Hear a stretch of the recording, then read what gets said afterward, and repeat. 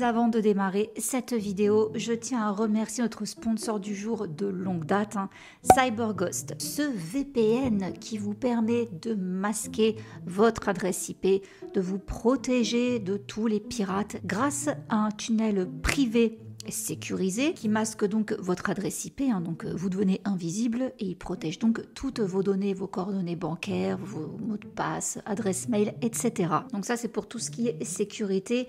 L'autre côté plus cool, c'est que vous pouvez avoir accès à du contenu géo-restreint. Donc il suffit de sélectionner un site de streaming, il y en a plus de 35 sur lesquels vous pouvez débloquer les contenus. Bon bah moi je prends toujours Netflix, c'est surtout là-dessus que je suis. Et bah en 2-3 clics, voilà, vous sélectionnez le pays auquel vous souhaitez avoir accès au catalogue, vous cliquez et voilà, c'est comme si vous y étiez et du coup vous voyez tout le catalogue qu'il propose. Donc n'hésitez pas à vous faire plaisir avec des séries coréennes ou encore d'autres choses. Pour cela, il vous suffit juste de rejoindre les plus de 38 millions d'utilisateurs en vous servant du lien que je vais vous mettre là à l'écran, mais vous le retrouverez également en barre d'infos et en commentaire épinglé. Avec ce lien-là, vous pourrez bénéficier d'une réduction de 83%.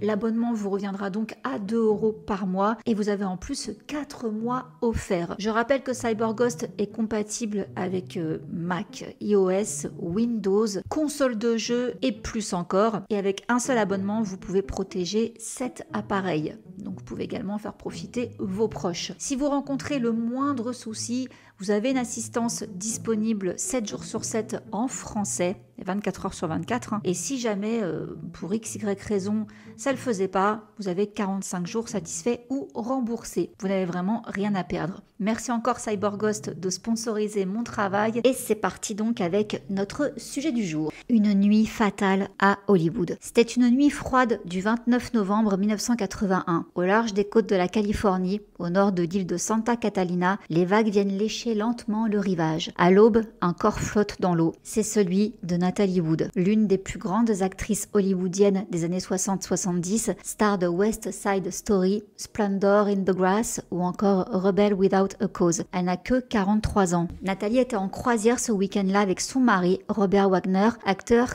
lui aussi très connu, leur ami Christopher Walken, star montante à l'époque, et Dennis Davern, le capitaine du yacht. Le bateau s'appelait Splendor, le nom ironique aujourd'hui résonne tragiquement. Ce qui devait être un week-end de détente va se transformer en l'un des plus grands mystères non résolus d'Hollywood. Mort accidentelle, otage de vie ou homicide maquillé. Dès les premières heures, les versions divergent, des témoins se contredisent, des blessures apparaissent sur le corps et surtout, pourquoi Nathalie serait-elle montée seule dans un petit canot en pleine nuit alors qu'elle avait une peur panique de l'eau depuis l'enfance? L'enquête, classée rapidement comme un accident, sera réouverte 30 ans plus tard. De nouvelles déclarations, des incohérences, des soupçons de violence conjugale vont relancer l'affaire jusqu'à faire de Robert Wagner une personne d'intérêt en 2018, soit près de 40 ans après les faits. Aujourd'hui encore, aucune vérité officielle n'a émergé. L'affaire Natalie Wood fascine, dérange et alimente les théories les plus sombres. Aujourd'hui, nous allons remonter le fil de cette nuit tragique et vous plonger dans une véritable enquête criminelle à Hollywood où se mêlent célébrité, silence, mensonge et chagrin. Natalie Wood, de son vrai nom Natalia Nikolaevna Sakharenko, née le 20 juillet 1938 à San Francisco dans une famille d'immigrés russes. Dès l'enfance, sa mère, obsédée par le destin hollywoodien de sa fille, l'entraîne dans des castings. À 4 ans, elle tourne son premier film. À 8 ans, elle devient une star grâce à Miracle sur la 34e rue. L'Amérique découvre son visage d'ange, son regard mélancolique, mais elle n'a jamais eu une enfance normale. Durant toute sa vie, la peur et la pression seront des constantes. Sa mère, très autoritaire, lui impose le succès. En grandissant, Nathalie lutte contre son image d'enfant star et enchaîne des rôles plus complexes et adultes. À 16 ans, elle joue dans Rebel Without a Cause, en 55, avec James Dean. Le film est un choc culturel, elle est nommée aux Oscars, la presse la surnomme la rose tragique d'Hollywood. Ce surnom prophétique la suivra toujours. Dans les années 60, elle tourne des films marquants comme Splendor in the Grass en 61, West Side Story, même année, Gypsy en 62 ou encore Love with the Proper Stranger en 67. Natalie Wood devient l'une des actrices les mieux payées de sa génération. Elle est belle, douée, complexe, aimée du grand public. Mais derrière le glamour, les failles sont profondes. Nathalie souffre d'anxiété, d'insomnie et d'une phobie intense de l'eau. Un traumatisme lié à une chute enfantine et entretenu par une voyante qui lui avait prédit qu'elle mourrait noyée dans une mer sombre. Ce détail, à l'époque considéré comme une anecdote étrange, prendra un sens glaçant des années plus tard. Côté cœur, sa vie est marquée par Robert Wagner, star de télévision qu'elle épouse une première fois en 1957 à 19 ans. Et il est l'un des acteurs les plus connus d'Hollywood. Il est principalement reconnu pour ses rôles dans des séries comme L'amour du risque. Leur mariage fait rêver l'Amérique, mais il se termine en divorce en 62 sur fond de tension, de jalousie et de trahison. Il se remarie pourtant en 72, 10 ans plus tard. Entre-temps, Nathalie a eu une fille avec le producteur britannique Richard Gregson, Natasha, qu'elle élève en parallèle de sa carrière. À la fin des années 70, elle tourne moins. Elle élève ses 2 filles, Natasha et Courtney, nées de sa seconde union avec Wagner. En 81, elle accepte de jouer dans le film Brainstorm avec un jeune acteur en pleine ascension, Christopher Walken. Et les rumeurs vont bon train sur une potentielle liaison entre eux. Christopher, 38 ans en 81, est un acteur monté en popularité dans les années 70 grâce à ses rôles dans des films comme Le drapeau de notre père, The Deer Hunter. Il n'est pas aussi célèbre que Robert Wagner à cette époque, mais il est sur une trajectoire ascensionnelle. Et il a un rôle important dans l'histoire de la nuit fatidique, puisqu'il était à bord du yacht avec Nathalie et Robert. Petit contexte conjugal au moment des faits, Nathalie et Robert s'étaient déjà mariés une première fois donc en 57, puis avaient divorcé en 62. Comme je vous l'ai dit, ils se sont remariés en 72, mais selon leurs proches, leur relation était loin d'être paisible. Nathalie confiait souvent à ses amis qu'elle craignait la jalousie de Robert. Selon l'actrice Marthe Crowley, amie intime du couple, Nathalie aurait surpris Robert dans une situation ambiguë avec un autre homme dans les années 70, ce qui aurait durablement marqué leur dynamique. Au moment du drame, plusieurs proches affirment que le couple traversait une période tendue, notamment à cause de la proximité entre Nathalie et Christopher Walken, son partenaire dans Brainstorm. Robert aurait été inquiet pour sa carrière, tandis que Nathalie, qui faisait son retour au cinéma après avoir ralenti pour élever leurs enfants, retrouvait de la lumière. Lorsque Nathalie embarque à bord du Splendor, ce week-end de novembre 1981, elle est une actrice accomplie, une mère aimante, mais aussi une femme tourmentée, en quête d'apaisement. Donc le week-end du drame, c'est le week-end de Thanksgiving, novembre 81. Nathalie Wood part en croisière sur son yacht, le Splendor, au large de l'île de Santa Catalina, près de Los Angeles. À bord, il y a donc elle, à ce moment-là, elle a 43 ans. Il y a son mari, Robert Wagner, 51 ans. Christopher Walken, 38 ans, son partenaire donc dans Brainstorm. Dennis Davern, le capitaine du yacht, ami proche du couple, et le yacht lève l'ancre donc le 27 novembre 1981. L'atmosphère semble d'abord détendue, mais rapidement les tensions montent. La soirée du 28 novembre, de 18h à 20h, le groupe dîne au restaurant Doug's Harbor Reef sur l'île. Selon les serveurs, tout le monde boit beaucoup. Nathalie surtout paraît stressée. Des témoins rapportent une ambiance tendue entre Robert Wagner et Christopher Walken. Vers 21h, ils retournent tous sur le bateau, l'alcool continue de couler à flot, les témoignages sont flous à partir de ce moment. Entre 22h et 23h, une dispute éclate entre Robert et Christopher. Selon Denny, le ton monte très haut. Il raconte avoir entendu Wagner hurler « Tu veux coucher avec elle, c'est ça ?» pour le dire poliment. Christopher quitte le salon, Nathalie et Robert se disputent violemment. C'est la dernière fois que quelqu'un affirme avoir vu Nathalie en vie. Vers 23h30, selon Robert, Nathalie n'est plus là. Il prétend qu'elle serait allée se coucher, puis partie avec un canot pneumatique pour rejoindre le rivage, hypothèse jugée hautement improbable par ses proches, car elle avait peur du noir, de l'eau, et ne savait pas manœuvrer une embarcation. De 23h30 à 1h, Robert n'alerte pas immédiatement les autorités. Il ne signale la disparition de Nathalie qu'à 1h30 du matin. On est donc au 29 novembre, le drame éclate. 7h44, le corps sans vie de Nathalie Wood est retrouvé flottant dans l'eau à un peu plus d'1,5 km du bateau, vêtu d'une chemise de nuit de flanelle, d'une veste de duvet rouge, et elle porte aussi ses chaussettes. À proximité, le canot pneumatique est retrouvé échoué sur la côte, intactes, les rames à bord, le moteur est en bon état. Lorsque son corps a été retrouvé, plusieurs indices ont troublé les enquêteurs. Nathalie avait des hématomes sur le visage et sur d'autres parties du corps. L'autopsie a révélé qu'elle avait une fracture au crâne, ce qui a soulevé des questions sur la manière dont elle est tombée. Et justement, le premier rapport d'autopsie, il est réalisé par le légiste Thomas Noguchi, surnommé le coroner des stars, et le rapport conclut une noyade accidentelle.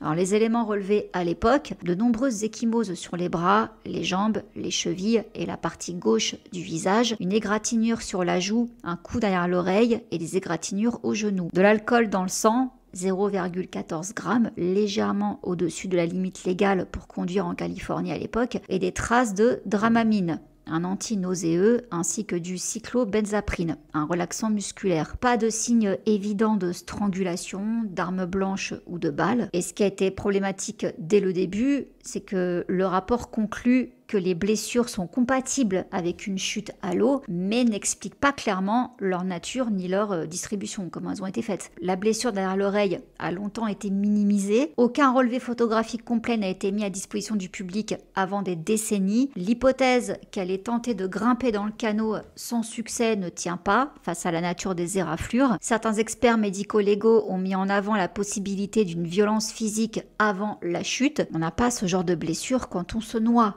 Donc ça laisse supposer qu'il y a peut-être eu quelque chose d'autre avant. Ensuite, il y a eu beaucoup de comportements suspects. Robert Wagner, il refuse que la police interroge immédiatement les passagers. Denis Davern, en 2011, il affirme dans des interviews, notamment à la NBC, que Robert aurait retardé les recherches. Et je le cite, « Il y a eu une dispute, il y a eu des cris et ensuite un silence ». Il accuse Robert Wagner de s'être montré jaloux et agressif envers Christopher Walken et de l'avoir empêché d'allumer les projecteurs du bateau ou d'appeler les secours. Ça, c'est quand il va parler longtemps après, hein, mais voilà ce qui s'est passé à l'époque selon lui. Ensuite, des témoignages contradictoires. Le témoignage initial de Robert Wagner en 81. Lors de l'enquête menée juste après la mort de Natalie Wood, Robert déclare aux enquêteurs « Nathalie s'est couchée tôt, je l'ai laissée dans notre cabine, j'ai ensuite remarqué qu'elle avait disparu et le canot aussi. J'ai pensé qu'elle avait voulu quitter le bateau. » Donc, il affirme que Nathalie est partie se coucher après une dispute verbale mineure. Plus tard, il ne la retrouve pas à bord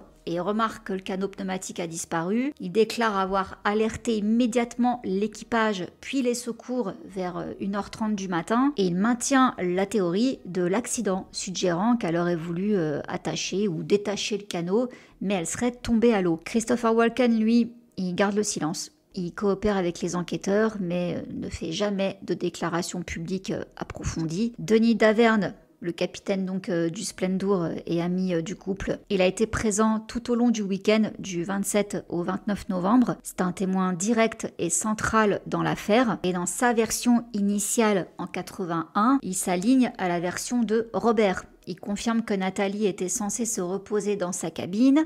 Il dit qu'ils l'ont cherchée sans la trouver, puis constaté que le canot pneumatique avait disparu. Il soutient que tout le monde pensait à un accident tragique sans intervention humaine. Il ne signale aucune dispute, aucun incident violent. Son témoignage n'évoque aucune tension majeure sur le bateau. Et quant aux autres témoins indirects, il y a des plaisanciers anonymes qu'on a oubliés également, hein. Il y a plusieurs témoignages anonymes qui ont émergé au fil des années, signalant des cris cette nuit-là, mais ils n'ont pas été pris en compte à l'époque. Le fait que la baie était relativement peu peuplée à cette période de l'année rend difficile également la confirmation de certains récits. Le personnel du port et les gardes-côtes, ils en ont dit quoi? Il a été affirmé que l'appel de détresse pour Natalie Wood a été passé seulement vers 1h30 du matin, soit plus de 2 heures après que Denis Davern aurait appris sa disparition selon son nouveau témoignage. Donc ok, on a tout ça, l'enquête bâclée dès le départ. Sur place, les policiers n'interrogent pas Robert avec rigueur. Aucune photo du corps n'est prise sur les lieux. Les bruits de dispute entendus par d'autres personnes, d'autres bateaux ancrés à proximité, notamment Marilyn Wayne et son fils, ils ne sont pas officiellement pris en compte à l'époque.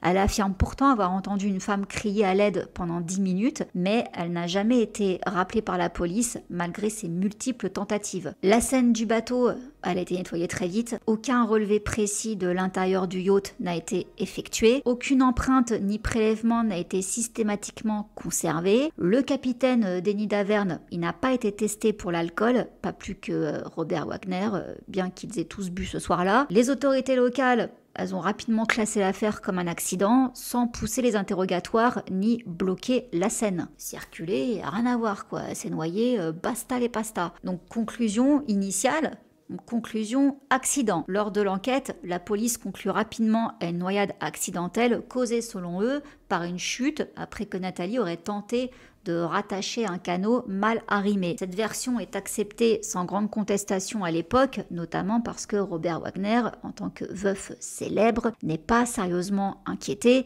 et que le capitaine du bateau ne contredit pas encore sa version. Et puis de toute façon, l'enquête n'a pas été assez rigoureuse. Mais il y a un revirement en 2011. Après des années de rumeurs et de livres révélateurs, l'affaire est réouverte en novembre 2011. Ce tournant est dû aux déclarations de Denis Davern, le capitaine du yacht, qui sort de son silence dans les médias. Déjà en 2009, puis de façon plus éclatante en 2011, Denis revient sur ses déclarations et affirme avoir menti à la police en 81 sur ordre de Robert Wagner. Il fait ses révélations dans un livre coécrit avec la journaliste Marty Rulli intitulé Goodbye Nathalie, Goodbye Splendour, puis dans l'émission 48 Hours Mystery sur CBS. Donc dans sa nouvelle version, qu'est-ce qu'il dit? Alors, il parle de l'ambiance à bord du Splendour. Donc cette fois-ci, sur le bateau, il décrit une ambiance de plus en plus tendue, notamment à cause de la jalousie croissante de Robert envers Christopher. Nathalie aurait été agaçante pour Robert. Elle riait avec Christopher. Ils discutaient carrière, cinéma et semblaient complices. Et concernant la dispute du samedi soir, donc le 28 novembre 1981, Denis raconte qu'une dispute éclate dans le salon du Splendour entre Nathalie et Robert. Et je cite ces mots, il criait « J'ai entendu des objets voler, une bouteille s'est brisée ». Robert aurait hurlé sur Nathalie, furieux qu'elle donne autant d'attention à Christopher. Et Christopher Walken, lui, de son côté, se serait retiré dans sa cabine, mal à l'aise, alors que Robert lui aurait dit « Pourquoi tu ne vas pas te mêler de ta carrière et de tes propres femmes ?» Nathalie, très contrariée, décide donc de quitter la pièce et monte sur le pont arrière. Toujours selon Denis, Robert l'aurait suivi sur le pont arrière, toujours furieux, et peu après, Denis entend un bruit sourd, puis plus rien. Robert revient seul, le visage fermé et agité. Je cite encore: il m'a dit « Nathalie n'est plus là », puis plus rien. Il m'a interdit de bouger. Il déclare que Robert a refusé d'allumer les projecteurs qui auraient pu aider à localiser Nathalie. Il n'a pas voulu prévenir immédiatement les secours non plus. Et il lui aurait dit « on va gérer ça calmement ». Et ce n'est que plusieurs heures plus tard, vers 1h30 du matin, qu'un appel est passé au garde-côte. Alors pourquoi Denis Davern a-t-il menti à l'époque? Il reconnaît avoir menti par peur, mais aussi parce qu'il était étroitement lié au couple et financièrement dépendant de Robert Wagner. Il déclare « J'étais dans une position délicate, mais je vis avec ça depuis 30 ans. J'ai menti, Robert Wagner ne voulait pas que la vérité sorte ».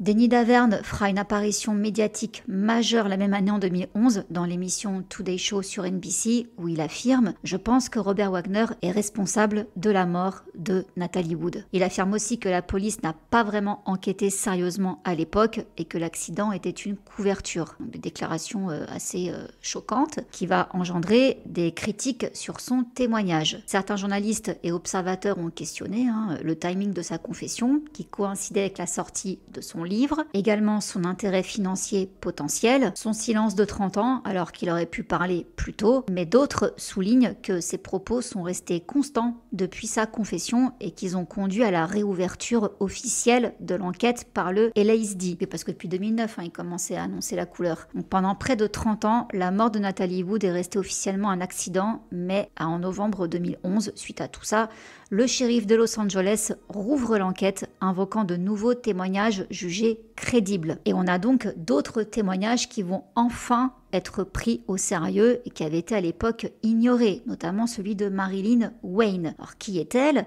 C'est une femme d'affaires californienne, ingénieure de profession, qui se trouvait sur son propre bateau, amarré à une quarantaine de mètres du Splendour la nuit du 28 novembre 81, dans la baie de Catalina. Elle n'a aucun lien personnel avec Natalie Wood ni avec les autres personnes présentes sur le yacht, ce qui donne à son témoignage une valeur indépendante. Elle n'a aucun intérêt là-dedans. Selon son témoignage, aux alentours de 23 heures, elle a entendu une femme hurler « Aidez-moi, que quelqu'un m'aide, je me noie » pendant plusieurs minutes. Elle se trouvait avec son petit ami John Wayne ainsi que son fils et ils auraient clairement entendu les appels à l'aide provenant de l'eau. À la suite de ça, ils ont tenté d'appeler la capitainerie mais ils n'ont obtenu aucune réponse. Elle affirme également qu'elle et son compagnon auraient entendu des secours ou des signaux lumineux venant du Splendour mais rien n'est arrivé. Le silence est ensuite installé et la voix a cessé. Marilyn affirme qu'à l'époque, personne n'a souhaité recueillir son témoignage malgré le fait qu'elle ait contacté les enquêteurs. Plus troublant encore, elle a rapporté avoir reçu des menaces anonymes quelques jours après la mort de Natalie Wood. Une note aurait été laissée sur sa voiture disant « Si vous tenez à la vie, taisez-vous sur ce que vous savez ». Elle en a parlé publiquement lors d'une interview au National Enquirer dans les années 2000. Et pourquoi elle s'est manifestée si tard? Selon elle, les menaces qu'elle a reçues ont contribué à son silence pendant des années. Elle a expliqué dans plusieurs interviews qu'elle se sentait en danger. Et lorsque l'affaire a été réouverte en 2011, elle a enfin décidé de témoigner publiquement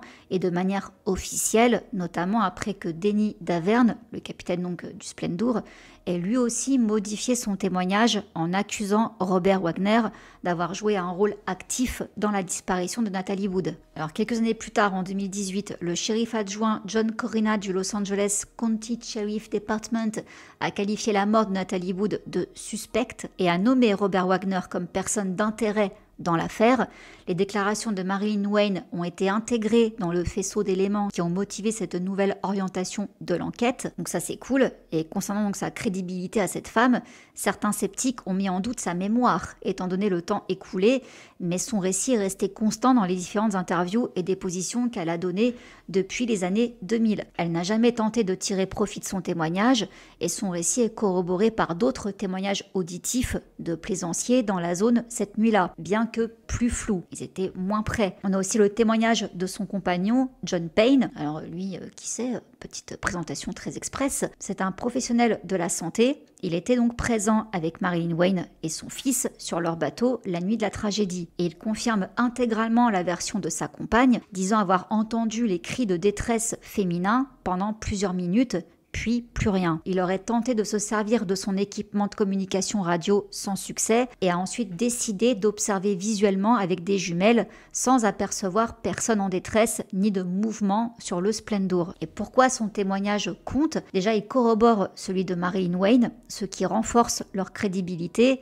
Lui aussi n'a pas été interrogé en 81 et il n'a témoigné publiquement qu'après 2011. Mais ce qui va aussi faire bouger le truc, c'est qu'il y a un rapport d'autopsie qui va être révisé et publié en 2012, et ça va semer le doute.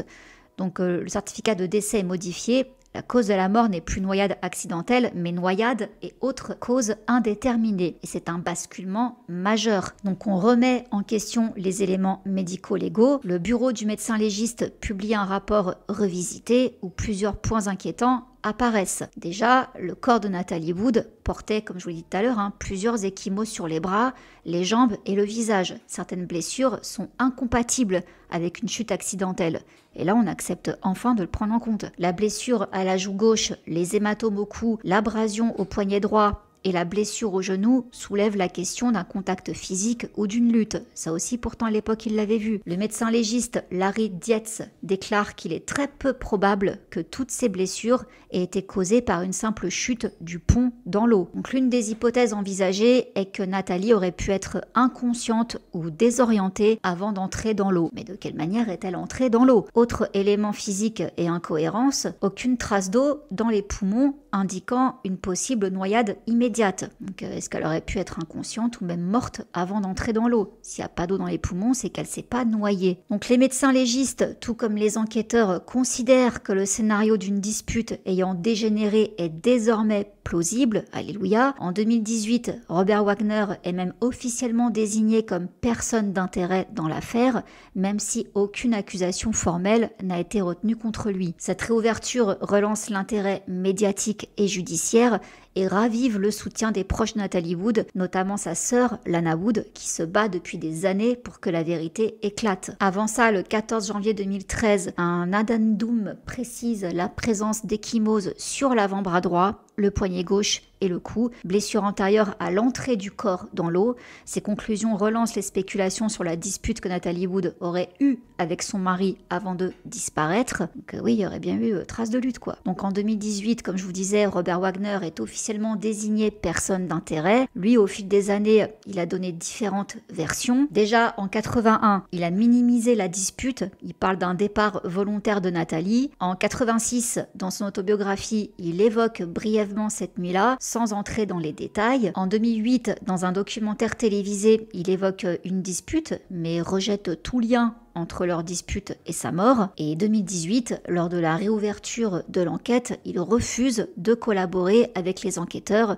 se contentant de renvoyer aux versions déjà publiées. Donc le 2 février 2018, la police de Los Angeles annonce publiquement que Robert Wagner est désormais considéré comme personne d'intérêt dans l'enquête. Les autorités déclarent que son récit n'a jamais été cohérent et qu'il a refusé de se faire interroger à nouveau malgré plusieurs demandes. Le lieutenant John Corina déclare dans l'émission 48 Hours: « Nous savons que Robert Wagner était la dernière personne avec Natalie avant sa disparition. Les éléments physiques et les nouveaux témoignages contredisent sa version. Elle n'a jamais changé, c'est bien le problème. Elle ne tient pas face aux preuves et aux témoignages. » Alors il y a quand même eu autre chose qui a relancé l'enquête. Plus de 30 ans après la mort de Natalie Wood, l'affaire continue donc de hanter les esprits au point d'inspirer auteurs et documentaristes. En 2013, c'est l'écrivain Marin Lodun, j'espère que je prononce bien, qui publie un roman intitulé No More Natalie. S'il s'agit d'une œuvre de fiction, le récit est profondément ancré dans la réalité troublante du drame, nourri par les zones d'ombre de l'enquête. Lodun s'interroge sur le silence, la manipulation, la culpabilité et les rouages de l'industrie du divertissement qui broie ses étoiles. Un écho littéraire à une affaire qui ne cesse de faire surface. Cependant, bien que ce roman apporte une réflexion sur la tragédie, il ne fait pas avancer les preuves ou révéler de nouvelles informations. Il reste principalement une exploration des émotions et des non-dits qui entourent l'affaire plutôt qu'une tentative de dénouer le mystère. C'est surtout en 2020 qu'un tournant médiatique se produit. La chaîne HBO diffuse le documentaire Natalie Wood, What Remains Behind, ce qui reste derrière, produit en partie par sa propre fille, Natasha Gregson Wagner. Ce documentaire a attiré l'attention, notamment parce qu'il propose une approche plus intime de l'affaire, en s'appuyant sur les témoignages de la famille et des proches de Natalie. Natasha, dans sa quête pour comprendre le décès de sa mère, revisite les événements sous un angle personnel et émotionnel. On y voit Robert Wagner lui-même, aujourd'hui âgé, revenir sur les faits avec émotion, exprimant des regrets et des remords, mais il n'admet aucune responsabilité. Cependant, malgré cet effort de mise en lumière, le documentaire ne parvient pas à dissiper les doutes qui entourent l'affaire. Bien qu'il fournisse des éléments de contexte et des témoignages poignants, il n'apporte pas de preuves nouvelles ou de révélations majeures. Il est plutôt perçu comme un hommage, une tentative de fermer un chapitre douloureux pour la famille, sans toutefois apporter de réponse définitive aux nombreuses questions laissées en suspens. Donc ces œuvres montrent que l'histoire de Natalie Wood continue de captiver le public. Preuve en est, j'en fais une vidéo, mais elles ne réussissent pas à faire éclater la vérité. Elles permettent à la famille de raconter son histoire, de faire face à la douleur, mais ne dissipent pas les soupçons qui persistent depuis des décennies. En somme, le mystère demeure intact et les théories sur ce qui s'est réellement passé continuent de nourrir les débats avec des détails anciens qui refont surface à chaque nouvelle tentative d'examen du cas. Donc toujours aucune inculpation. En définitive, malgré ces avancées, aucune charge n'a jamais été retenue.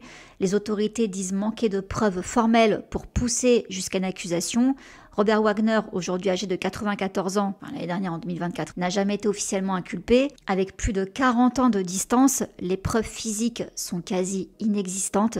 Les témoins ont parfois changé de version et la prescription pour certains chefs d'accusation complique les poursuites. L'affaire reste donc officiellement non résolue, mais classée comme noyade avec circonstances indéterminées. Donc, conclusion, le 29 novembre 1981, les vagues sombres de l'océan Pacifique ont emporté Natalie Wood, laissant derrière elle une icône disparue, un mari soupçonné, un témoin rongé par le remords et une question sans réponse. Était-ce un accident tragique, une dispute conjugale qui a mal tourné, ou quelque chose de plus sinistre encore. Tant qu'aucune preuve ne viendra clore définitivement le dossier, la mort de Natalie Wood restera l'un des plus grands cold cases de l'industrie du cinéma. Voilà les amis, pour cette vidéo particulière, je n'ai pas fait d'intro, je suis rentrée directement dans le vif du sujet. Ça faisait longtemps que j'avais pas fait un Coffee Crime, donc je voulais bien vous mettre en immersion dès le début. Car n'hésitez pas à vous abonner, à liker et à me dire en commentaire votre théorie. À votre avis, est-ce que Robert a tué sa femme? Est-ce que c'est une dispute qui a dégénéré? Je prends que ces deux cas de figure parce que j'y crois pas au fait qu'elle ait voulu sauter et qu'elle se soit blessée. Ou alors, limite, ils se sont disputés, il y a eu des coups et après elle a voulu partir et peut-être affaiblie, désorientée, en panique, je ne sais pas. Elle s'est tuée, elle a fait une mauvaise chute. Je sais pas trop en fait. Je sais pas. Dites-moi dans les commentaires ce que vous en pensez. Sur ce, je vous laisse. Je vous fais plein de gros bisous et je remercie encore CyberGhost d'avoir sponsorisé cette vidéo. Mouah. Bisous, ciao. Undercover on the beat, so twerk it, bitch. Like.